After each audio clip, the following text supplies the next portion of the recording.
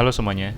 Dalam pengembangan suatu aplikasi atau website gitu, seringkali kita terlalu fokus pada proses development tapi tidak mengecek pada proses testing, sehingga ketika kita sudah roll out aplikasi atau web kita, ternyata ketika jumlah customer yang concurrent user gitu ya itu lebih dari ekspektasi kita, maka aplikasi kita malah tidak bisa diakses karena down karena satu dan lain hal.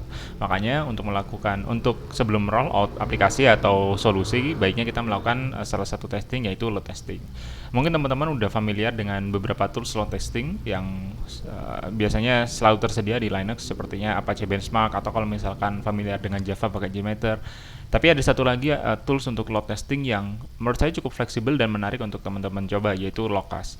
Nah, si Locus ini sebenarnya based on Python, jadi sebenarnya hal yang lebih menarik dari Locus ketimbang Apache Benchmark itu adalah kemungkinan untuk kita lebih fleksibel dalam melakukan customisasi load testing. Jadi kalau misalkan di Apache Benchmark, kita kan tinggal bilang AB spasi main n min c, kemudian hostnya apa, dan seterusnya gitu. Nah, tapi kalau di Locus kita lebih fleksibel karena kita bisa menuliskan scriptnya. Oke, jadi kita bisa mendefinisikan kita mau tes untuk path apa sih, dengan HTTP method apa sih, kemudian sebelum kita tes kita melakukan preparation apa sih, dan lain sebagainya. Nah, ini adalah dokumentasi quick start dari locus.io. Jadi bisa dilihat di sini sebenarnya untuk menjalankan Locus gitu, kita hanya perlu mendefinisikan file namanya locusfile.py. Ini default name-nya ya, yang penting namanya bisa diakhiri extension.py gitu. Nah, di sini yang perlu diimport, yang pada hal dasarnya adalah kita harus melakukan import HTTP user dan task. Lalu untuk kelasnya itu bebas, sebenarnya bisa diberi nama apa aja, dan kita berikan annotation task di sini, dan kita definisikan functionnya apa. Nah, function inilah yang nanti akan kita gunakan untuk mentes suatu path dari website kita. Nah, untuk menjalankannya juga cukup sederhana, kita tinggal jalankan Locus aja atau beberapa parameter lain seperti untuk setting port, setting host, kemudian setting config file, dan seterusnya. Nah, menariknya adalah selain dia lebih fleksibel, ya, dia juga punya web interface yang kita bisa memonitor langsung seperti apa sih testingnya, udah berapa rate per second, kemudian seperti apa grafiknya, mediannya, average, dan lain sebagainya. Dan juga untuk Locus sendiri itu dia bisa memiliki beberapa slave untuk melakukan load testing. Jadi jangan dibayangkan ketika kita mau mentesting sebuah web yang expected concurrent user itu adalah katakanlah 10.000, tapi kita tes dengan mesin yang sangat kecil, katakanlah untuk nge-generate trafficnya hanya mesin yang 1 giga, 1 CPU, 1 giga memori, kemudian 1 core CPU, nggak masuk gitu. Makanya kita juga perlu untuk mensimulasikan load generate-nya dengan keadaan yang sesuai gitu. Jadi semakin banyak, semakin real, maka load yang bisa di-generate juga semakin relevan. Oke, nah ini adalah contoh dari user interface-nya seperti ini, dan ini juga contoh grafiknya. Kita bisa mulai langsung untuk main-main di sini. Oke, pertama install aja Python dan pip 3 gitu ya, dan tinggal install pip install Locus seperti ini. Saya udah install, jadi ini hanya untuk menunjukkan komen yang diperlukan.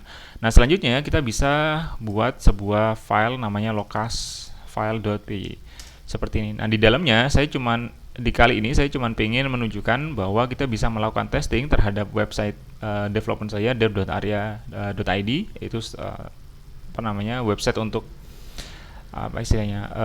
menghost beberapa cloud function yang udah saya buat.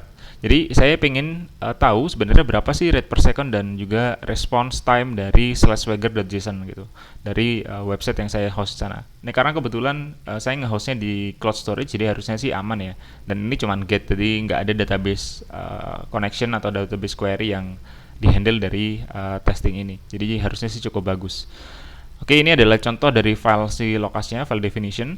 Nah, nanti di bahasan video yang lain kita akan coba untuk lebih advance lagi. Kita akan coba main-main dengan HTTP method yang lain seperti melakukan post, HTTP post, dan juga kita melakukan login sebelum melakukan testing. Karena seringkali kan kita perlu melakukan testing pada path yang hanya bisa diakses oleh role tertentu dan kita perlu login. Nah, kita bisa mendefinisikannya pada section on start di Locus. Contohnya seperti ini. Jadi on start kita bisa melakukan login terlebih dahulu sebelum kita melakukan tes. Jadi on start ini yang akan dieksekusi pertama, sehingga si klien ini dia bisa punya session yang akan digunakan untuk menjalankan tes atau task selanjutnya, sehingga dia sudah dianggap login pada request yang selanjutnya. Nah, kita langsung coba masuk ke lokasnya. Kita kita cek dulu minH pipeless untuk tahu ada apa aja sih sebenarnya parameter-parameter yang mungkin. Jadi ini ada -f untuk input si lokas filenya, kemudian ada host. Ini kalau misalnya kita mau headless ya artinya nggak perlu web UI, tapi saya mau tunjukkan dulu untuk yang web UI. Juga ada web port. Ini web portnya adalah untuk ngeset kita mau di port di host berapa sih untuk webnya, mau listen di 0000 atau mau listen di specific IP. Kemudian ada web portnya dan lain sebagainya. Atau kalau misalkan ada autentikasi dan juga TLS-nya juga bisa di set. Kali ini saya mau plain aja dulu karena ini cuman untuk testing singkat. Jadi saya bisa jalankan seperti ini. Oke, saya cek IP dulu. curl if config.me. Oke, ini adalah IP saya dan saya mau jalankan lokas. Lokas -f lokas file.py, kemudian web port. Oke, karena port yang open di sini 443 ya saya taruh 443 walaupun nggak ada HTTPS. Not a good example, tapi ya only for development purpose ya. Oke, nah di sini bisa lihat bahwa sekarang si lokasnya udah jalan di port 443. Nah ini karena saya pakai root jadinya nggak ada masalah ya dengan bind ke port 443. Nah makanya sekarang saya di sini bisa coba 443 HTTP tapi ya jangan di set HTTPS karena ini adalah plain HTTP kan di 443-nya. Kita coba jalankan. Nah di sini kita juga bisa set kita mau berapa user sih peak concurrent-nya. Makanya tadi saya bilang, oke, saya mau 100 concurrent user nih. Kemudian di sini juga di set sebenarnya berapa banyak user yang di-spawn setiap detiknya. Katakanlah setiap detik saya cuma mau 5 dan di sini adalah host yang mau dites. http dev.aria.id. Dan kita hanya perlu melakukan start swarming seperti ini. Nah, ketika start swarming, nah kita bisa lihat HTTP metodenya apa, get. Oke, dia di /swagger si path-nya sudah ada 5000 request yang masuk, mediannya 33 milisecond, kemudian average-nya 41, minimumnya 10, maksimumnya sekian, dan seterusnya. Jadi average bytes-nya sekian, harusnya sama ya untuk ini karena dia static file. Kalau misalkan teman-teman akses sebuah API ya bisa jadi berubah gitu atau berbeda tergantung ini ya. Nah, di sini bisa dilihat bahwa sekarang current request per second-nya udah 800. Jadi untuk 800 request per second nggak ada masalah nih untuk si /swagger solution. Jadi kalau misalkan teman-teman punya API dan pengen ngetes sebenarnya bisa sampai berapa request per second gitu. Ya tinggal setting aja tadi di locus filenya dan untuk di hostnya nanti ketika di web UI-nya. Nah ini sekarang udah jalan 100 user dan bisa dilihat RPS-nya turun dan kita bisa cek di sini di chart-nya. Oke, ini failure-nya nggak ada ya, 0 failure. Oke, untuk 100 user tapi RPS-nya memang jadi turun di sini. Mungkin kayaknya sih ini karena ada blocking dari si cloud storage, gitu. Makanya di sini stabil di 100. Response time juga dia stabil di sini mediannya, dan number of user juga stabil di 100 karena kita set maksimumnya 100.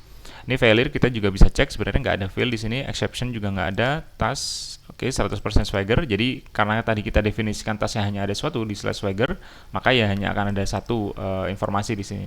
Download data, nah ini untuk export report yang tadi dalam bentuk file yang lain, CSV dan lain sebagainya.